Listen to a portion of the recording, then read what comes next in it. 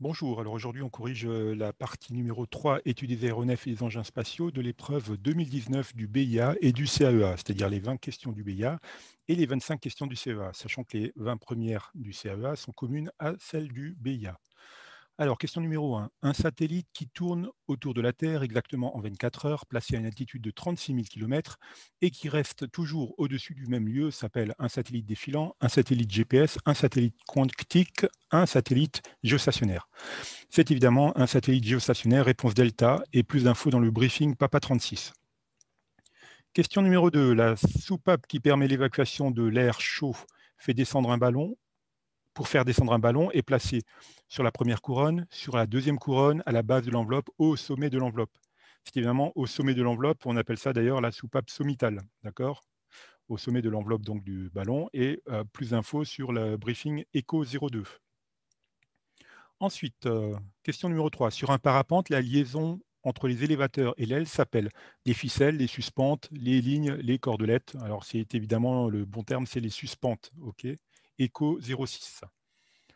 On continue avec la question 4 et donc là, on nous montre quoi? On nous montre une culasse de moteur, enfin le cylindre exactement.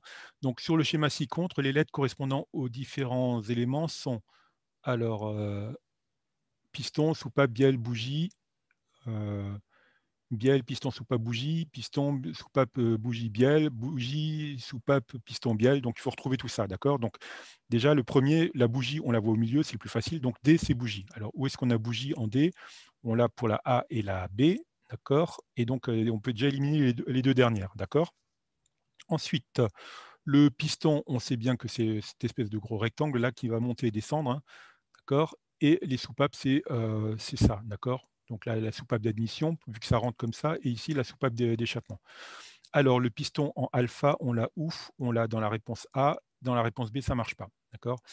Et on vérifie, le B, c'est bien la soupape, ok? Et puis donc, le C, c'est la bielle, d'accord? Donc là, on a la bielle, et ici, le vilebrequin qui tourne, voilà. Donc, c'est la réponse alpha. Et donc, pour revoir ça, les constituants de ce moteur, c'est Eco 23, enfin de, de la soupape et tout ça, Eco 23. On continue avec la question 3,5. Sur le schéma précédent, le piston descend du point mort haut vers le point mort bas. Le temps moteur correspondant est l'admission, la compression, la détente ou l'échappement. Donc là, ce qu'il faut regarder, c'est qu'on a la soupape d'admission qui est ouverte. D'accord? Vous voyez que l'admission est ouverte. Donc, c'est évidemment le temps de l'admission. D'accord? C'est la réponse alpha. Si elle avait été fermée, ça aurait été la détente. D'accord? Ça aurait été la détente. Voilà. Donc, réponse alpha, l'admission. Et plus d'infos dans le briefing ECO 23. Ensuite, question 3.6. La chambre de combustion d'un turboréacteur est située entre l'entrée d'air et le compresseur, entre la turbine et la tuyère, entre le compresseur et la turbine, dans le canal d'éjection. Donc là, on refait un petit dessin rapide hein, sur son brouillon.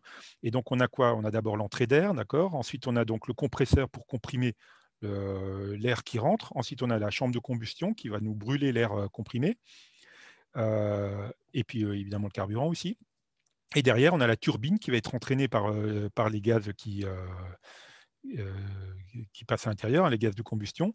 Et ensuite, on a l'échappement. D'accord? Donc, le canal d'éjection. Voilà. Donc, on est évidemment entre le compresseur et la turbine. Réponse C. OK? Et donc, pour avoir de nouveau ce schéma en détail, briefing ECO 31. Ensuite, question 3.7.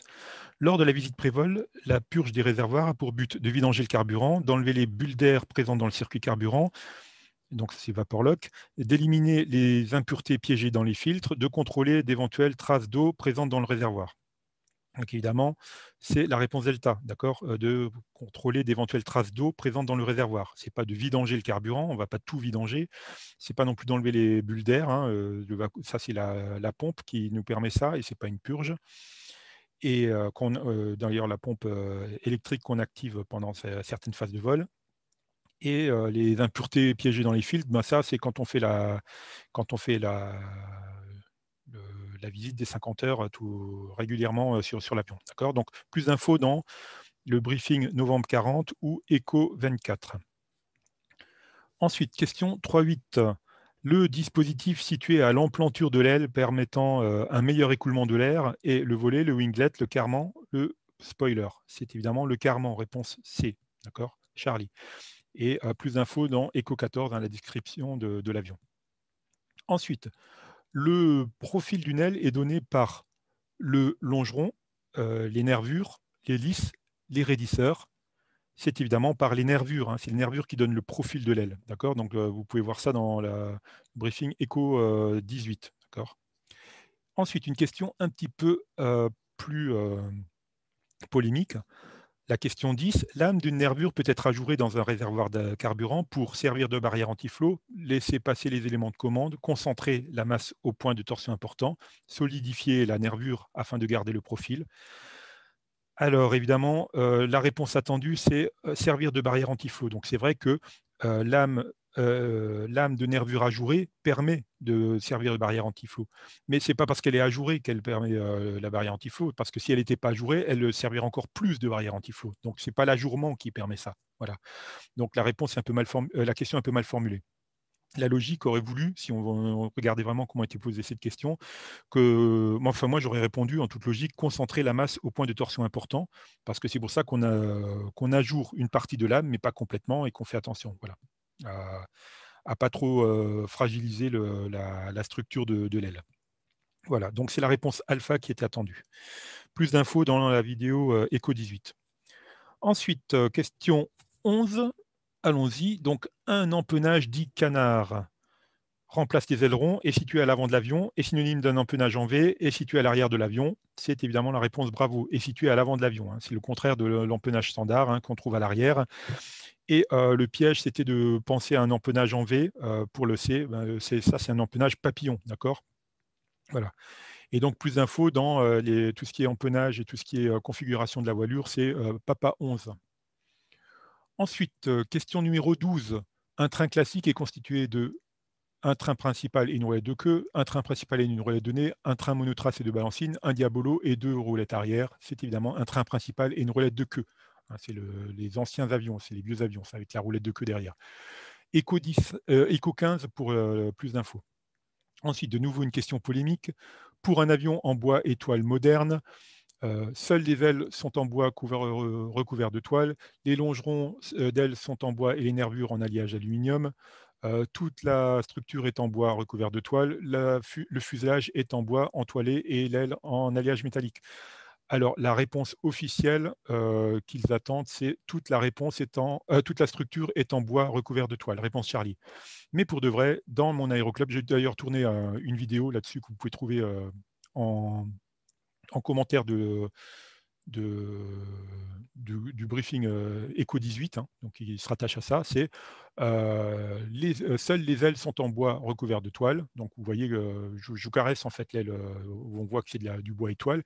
Et par contre, je toque sur le fuselage et tout le reste où on voit que c'est du métallique. Voilà. Et c'est un DR500 qui est quand même assez récent. Voilà. Donc un Robin, un DR500. Voilà. Donc je ne sais pas pourquoi il propose C alors que c'est plutôt A qui me semble le plus logique. Enfin voilà. Toujours est-il qu'ils attendent la réponse Charlie. Ensuite, question numéro 14. Pour effectuer une rotation autour de l'axe de roulis, le pilote doit modifier la profondeur à l'aide du compensateur, déplacer le manche en avant ou en arrière, déplacer le manche à gauche ou à droite, actionner le palonnier. Donc là, vous ne vous laissez pas piéger, hein, ça n'a rien à voir avec le dessin qui est juste après, qui se rattache à la question 15. Là, le roulis, donc c'est quand l'image qu'on avait, c'était le marin qui était malade, qui était sur le bord du bastingage en train de... qui était malade, voilà. Et donc l'avion, il avait un mouvement de roulis, donc ça montait, ça descendait sur le côté, d'accord. Donc c'était autour de l'axe longitudinal, d'accord, qui traverse le bateau et donc l'avion aussi de derrière vers devant, voilà. Donc c'est évidemment cet axe-là, c'est l'axe X, d'accord. Et donc pour tourner autour de cet axe-là, c'est avec le manche, d'accord.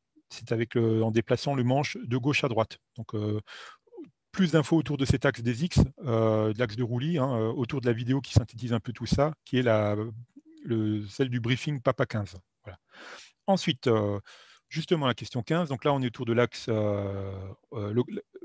de tangage, hein, d'accord. Donc la gouverne de profondeur de l'avion représenté ci-dessous se lève, cela signifie que le pilote pousse sur le manche, le pilote tire sur le manche, le pilote met le manche à gauche, le pilote met le manche à droite. Donc là, on est autour de l'axe de tangage déjà, donc c'est tire ou pousse, d'accord. Et là, en fait, il tire sur le manche. Donc comme il tire sur le manche, qu'est-ce qui se passe?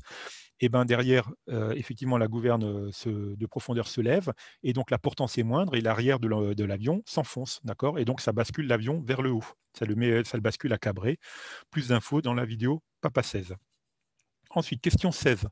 En aéromodélisme, un avion d'apprentissage 2 axes est pilotable sur les axes de roulis et lacets, roulis uniquement, tangage et roulis, tangage et lacets. Donc, un avion d'apprentissage, c'est un avion un petit peu sommaire, un petit peu léger, donc où on va beaucoup jouer sur l'effet dièdre, d'accord. L'effet dièdre est important, et donc l'avion, il va tourner grâce au lacet, quoi, voilà. Donc on bascule pas l'avion, ce qui est un peu compliqué, hein, ce qui est un petit peu coûteux d'avoir des ailerons qui l'un monte, l'autre descend. Donc là, on arrive à le faire tourner avec l'effet dièdre, et donc on a un roulis induit marqué derrière grâce au lacet. Donc c'est avec les 2 axes sont donc le tangage, hein, pour monter et descendre, et le lacet pour aller à droite, à gauche, quoi. Et on ne joue pas trop sur la symétrie du vol. Donc là, les briefings Papa 14 et Echo 10. Ensuite, le grand pas d'une hélice à pas variable est utilisé pour le décollage, l'atterrissage, le décollage et l'atterrissage, le vol en croisière.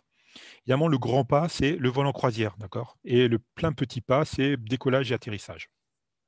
Echo 30, le, le briefing de rattachement. On continue avec la question 18. Un altimètre mesure la pression statique, dynamique, totale, différentielle. C'est évidemment l'altimètre, il mesure la pression statique. Il n'a pas la pression totale, d'accord, parce qu'il ne sent pas le vent relatif dû à l'avancement de l'avion dans la masse d'air. Voilà. Donc c'est donc pression statique et réponse alpha et vidéo de rattachement Echo 38. On continue avec cet horizon artificiel. Donc il nous indique que l'avion il est incliné à gauche ou à droite avec une assiette à cabrer ou à piquer. Donc on voit que la maquette, donc là évidemment vous avez de la couleur, donc c'est trop bien, mais le jour de l'examen, vous verrez le ciel un peu plus clair, et puis vous aurez du gris clair et du gris foncé. Le gris clair, c'est le ciel, le gris foncé, c'est la terre, d'accord. Donc là, on voit bien que l'avion, la maquette d'avion, elle pique vers le brun, vers le foncé, vers le bas. Donc on a une assiette à piquer, d'accord.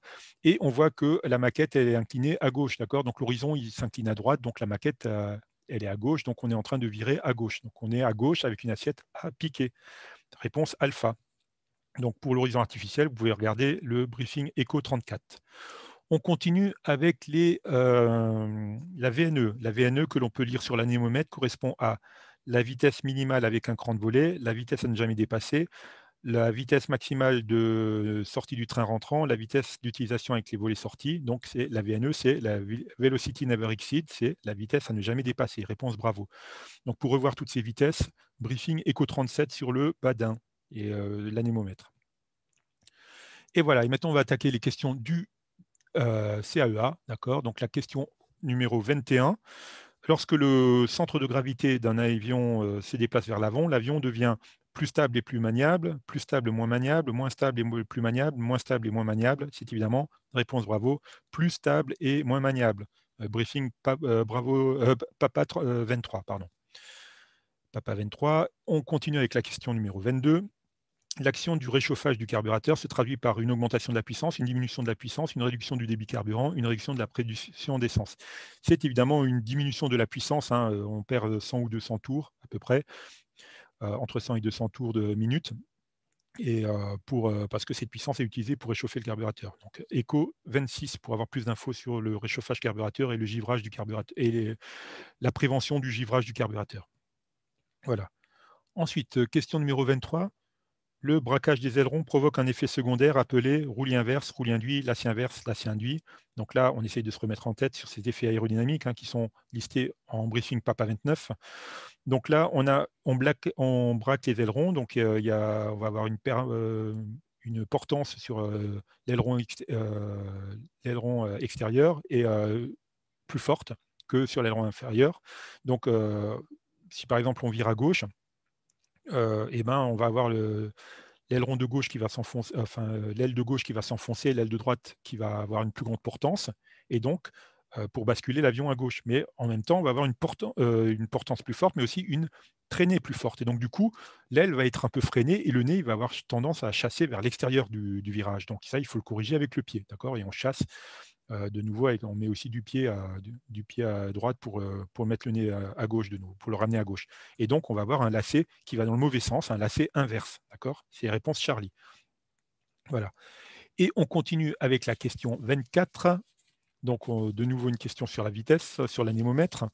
Donc un aéromodèle non, ce sera la 25 d'ailleurs. Donc la 24, un aéromodèle a les caractéristiques suivantes: envergure 2 mètres, épaisseur relative de l'aile 0,05 m et profondeur moyenne de l'aile 0,2 m. Sachant que cette aile est rectangulaire, son allongement est égal à quoi? Donc l'allongement, c'est égal à quoi?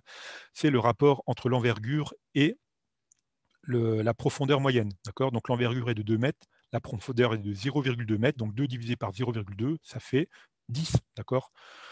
Et donc c'est réponse Charlie, réponse 10 et on n'a pas besoin de l'épaisseur relative de l'aile, ça c'est pour vous embrouiller, qu'on vous l'a donné en plus, d'accord? Donc lambda est égal à B sur P, sur LM, pardon.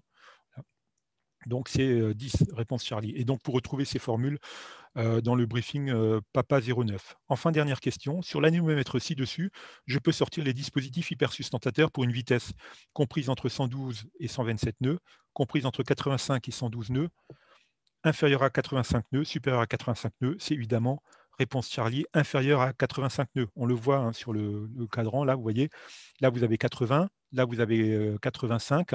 Donc c'est ici la limite, c'est la limite de l'arc blanc.